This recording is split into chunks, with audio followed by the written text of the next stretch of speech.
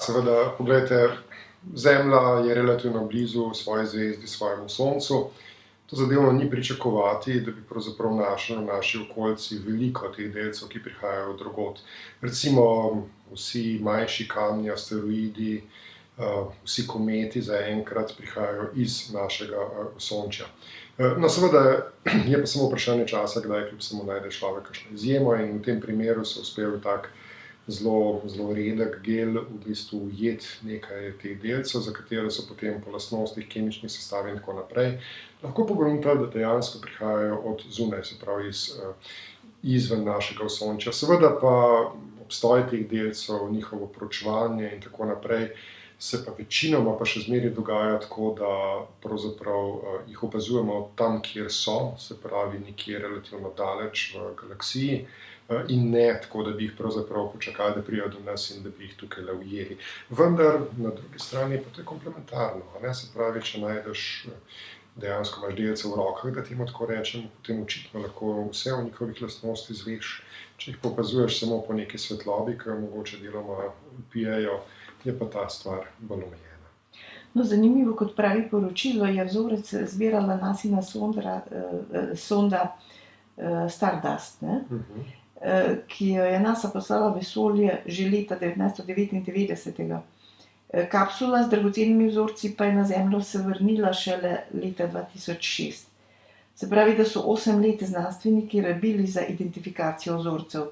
So vse raziskave v astronomiji omejene na tak dolg rok? Odvisno. Se pravi, se zgodi, da imate kdaj idejo, ugotovite, da pravzaprav podatke, ki ste jih zbirali morda za nek drug namen, da ti podatki že obstajajo ali pa so na voljo v kakšnem virtualnem observatoriju. In potem seveda je to lahko vprašanje samo nekaj večerov in noči, da stvari pravzaprav pogledate ali pašejo skupaj, ali imate neko rešitev, neko novo spoznanje. Seveda so pa stvari, ki trajajo dolgo časa. Recimo zlasti misije v vesolje značilno trajajo relativno dolgo, zaradi tega, ker vsaj kakšno desetletje trajajo priprave. Te priprave so tudi nekako po nekih relativno formalnih stopnjah, tudi ko je neka ideja že sprejeta, da bi se nekaj splačalo, neka osnovna možnost, kako zdaj to izvesti, tudi že preskušena, potem še traja kakšno desetletje, da ta misija sploh gre v vesolje. Ko pa gre v vesolje, je pa tako, ne, včasih ste direktno nad Zemljo in tja se hitro pride.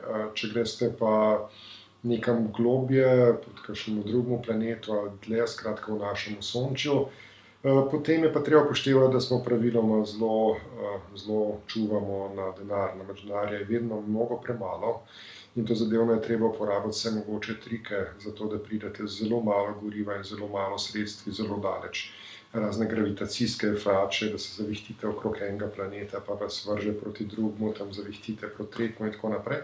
Vse take stvari se rutinsko uporablja, cena, ki jo plačate, je pa dolgost trajanja take misije. Ampak še zmeraj je cenej plačati eno znanstven center, ki sledi morda tudi 20 let taki misiji, kot pa jo poslati po hitri poti, ko bi bila tam morda v 5 letih, vendar bi potem to pomenilo, da je bila morda 5-krat, 10-krat dražja. Se pravi, probamo biti čim bolj, rečemo, paziti na denar davkoplačevalcev, če hočeva. To je isto po celem svetu in seveda zaradi tega te stvari trajajo toliko časa. No, ko sva govorila o teh tako imenovanih delcih, ki jih je prinesla sonda, me zanima, kakšna dragocena spoznanja eventualno lahko pričakujejo znanstveniki, recimo kakšna njihova kemijska struktura? Ja, torej to je zelo posebno okolje. Prostor med zvezdami bi človek rekel na prvo oko, prvo žogo, da je to čisto prazno, da skratka tam ni ničesar, da je popoln vakuum. Pa to ni res, ne? Saj v bližini diska naše galaksije najdete nekaj snovi.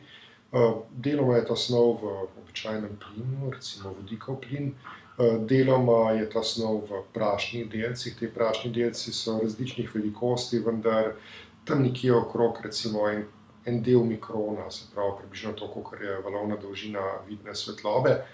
To so taki tudi na Zemlji poznani, podobni prašni delci. Rečemo, ta najbolj fin prah na Zemlji je pravzaprav takih dimenzij. Tiste saje, ki pa letijo iz vašega dizelskega izpuha avtomobila, so pa precej večji delci in zato jih vidite črno.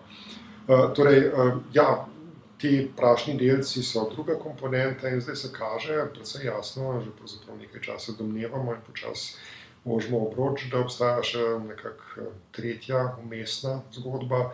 Ta umestna zgodba so pa pravzaprav ali bi bili to okruški teh prašnih delcev ali pa zelo komplicirane molekule. Morda, ki imajo 50-100 atomov ali kaj podobnega, ki morda sploh niso obstojne v našem gostem okolju. In vemo, da so te molekule organske, da so torej nekaj posebnega. Seveda nimajo organske v tem primeru izvora v življenju, vendar ja, kljub samo so to zanimive kemične strukture, ki na primer, če govoriva o ogljiku kot seveda osnovi vsake organske molekule, morda tam kakšne 10% vodika med zvezdami je v tej obliki do zdaj precej neznanih velikih